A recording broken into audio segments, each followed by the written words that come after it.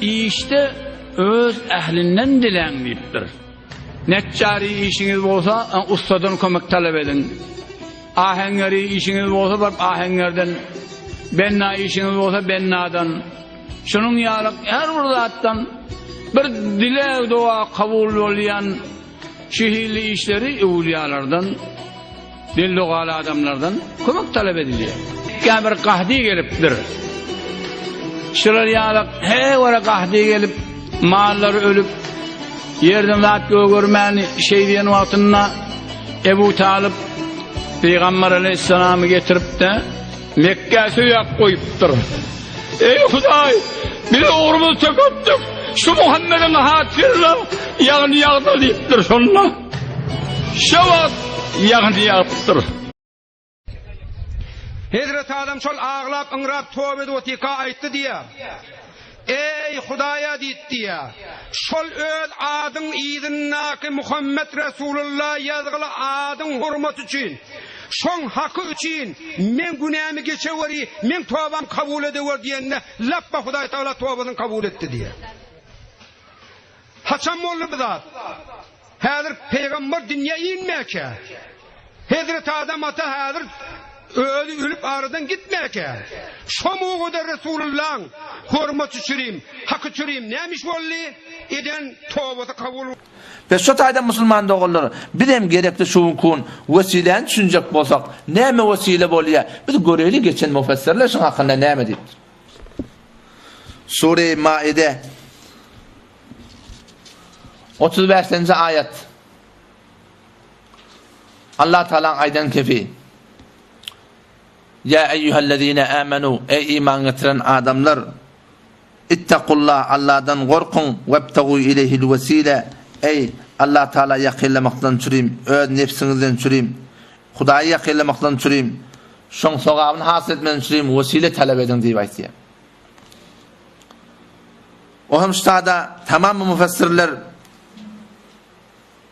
vesile diyen zadi el-kurbetu bil-a'malis saliha. Hudayı yakınlık talep etmeli, vesile talep etmelidir neyme? El-kurbetu bil-a'malis saliha.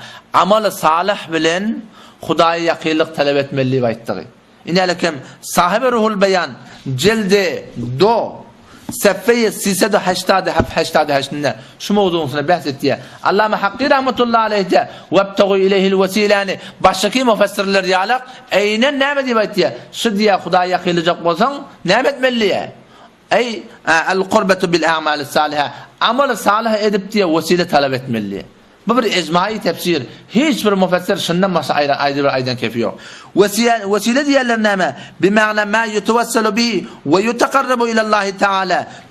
Tevessülü ilayen nadi. Vesile diyen nadiye. Burada diyor ki Hudayı yakınlamadan çürüyüm diye. Ara burada salınıyor diye. Konda iman molya, amal molya yan Hudat'ın hakkında yan gurundeş olduk. Ama sonramda yeni bir tefsirine ait diye vesile diyen zatlar diye 4 zat bolya iştadı diye. Şu vebtegu ileyhil vesile de şu kullen şu ayetin özünde 4 tane işare var diye. Avvali ki iman getirmeli, her kim imanı olmalı. İkinciden imandan sonra takva gerek. Takvadan sonra Hudayi Teala yakınlamak için vesile gerek ki amel salih bolya. O şuna mes dördüncüsü Allah Teala'nın yolunda nemet etmek gerek. Cihadı kuşuşu, zahmet çekmek gerek diye. Peşitayden belli oluyor ki şu müfessirinde aytiyan gurrunu baştaki müfessirler tefsir. Ama ştada umumen ne ediliyor? Ediliyeni şey ki ştada şun izinden bir gurrunu aydıptır. Şun yartı aydılıyor, yartı ne ediliyor? Kesiliyor. Ve şu form adamlara düşündürülüyor. Vebtegu ileyhil vesile dediği Allah'dan gayrın çağırmalı ve ayttığına oldu billah. İnelekem ben okuyup bileyim. Ve'alem billiye ennel ayetel kerime şu ayet-i kerime ki vebtegu ileyhil vesile deyiptir. Serrahat bil emri bi ibtigâil vesile şu ayet sırahaten emrediptu. Sırahaten tesrih ediptu, açıklayıptu. Siz Allah'a yakınlayacak bolsanız ne edin? Vesile talep edin. Ve la budde minha elbette. Hatmin edin vesile tutunmalı olayan diye. Fe innel vusule ilallahi Teala la yahsulu illa bil vesile. Hudayı yakınlamaklık, Hudayın sogabını hasıl etmeklik, Allah'ın korbunu hasıl etmeklik bolmayan, meğer vesile bilen oluyor. O da ne mi? Amal-ı salih. Namazı Hudayı yakınlayıp olur mu? Ben Müslümanlık aylanıp verdim. Ben Müslümanlık aylanıp verdim. Namaz okuymasam ne yaparım ben Hudayı yakınlamalı? arada tutmasam ne yaparım Hudaýy ýakynlamaly. Peşitada şuna ihtiýaç kesi diye fe innel vusula ilallahi taala Hudaýy ýakynlamaklyk bolmaýar, meger wesile bilen bolýar diýdi.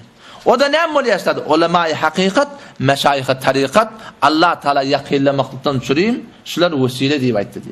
Inde şada näme diýýär şu musulman dogallarymyzyň etdiýäni işi? Ştazygyny alýa, inälekem wesile diýerleri ulema-i hakikat, meşayih-i tarikat bolýar. Pet nauz billah, enbiýalary, ewliýalary, şehitler çağıramalýar bir agydany ortaklyğa.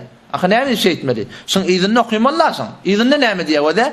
Qatta in merhale bi hamrahiye khayzir makun zulamat asbatas az khatar gumrahi.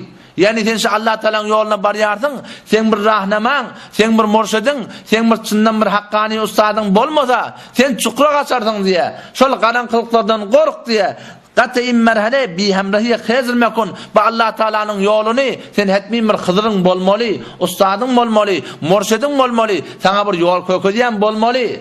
O näme diýip? Zulamat as, garanqylyklar ewde betas az khatar gumrahi. Yoldan çykmaklykdan sen gork. O taýdan sen Hudaýy ýakynlajak bolsaň, şu ulema-i haqqanyny, şolaň aýdan keplerini, şolaň rahnamaylaryny özüňe wesile tut diýip aýtdy. O ham şonu ulemalar Allama Şami rahmetullahi aleyh yanki el-hadr vel-ibaha faslun fil bey'in içinde bir fasl var. Faslun fit tebessül minallahi subhanahu ve taala. Hanefi mezhebin ulaqan bir alimi, ulaqan bir fakihi onu şolaytya ki eger ev yurad bil hak el-hurma vel-azama eger hakdan hormat ya ululuk maksad alsak diye onu diye feyekunu min babil vesile peşu vesile etmeklik bolýar diye. Ve Allah Teala öýde aýdan kefi webtagu ileyhil vesile diye. Pes şu taýdan ki şohlar her bir suratynda Hanefi mezhebin ulemalarının nazary şi muny näme etmek gerek ihtiram bilen kabul etmek gerek. Ha kabul etmeden bu bir mahalle iştihat bolugly. Munna oňa dil ýetirip barahym ya ýene bir etmek gerek.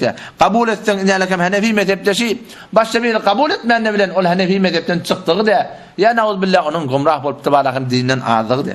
Şu da bir jaiz zat etsen bolýan zat yani. Palanyň hormatyny diýip dileňde hetmin dogan kabul bolmalyanyny görüň ýok yani.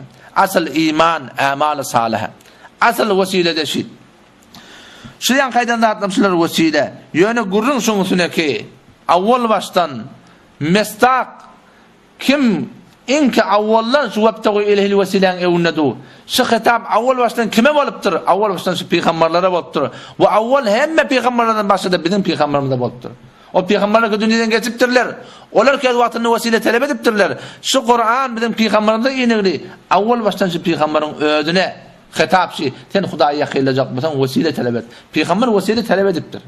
İnälekem Hazreti Ömer'in duasyna wesile talep etdi. La tensana fi duaika ya ahi. Ey doganym Ömer, meni dogandan ýadyna çykarma bar. Maňa dua ede bar. Şoň duasyny wesile etdi. Allah ýakynlamadan çürüýür.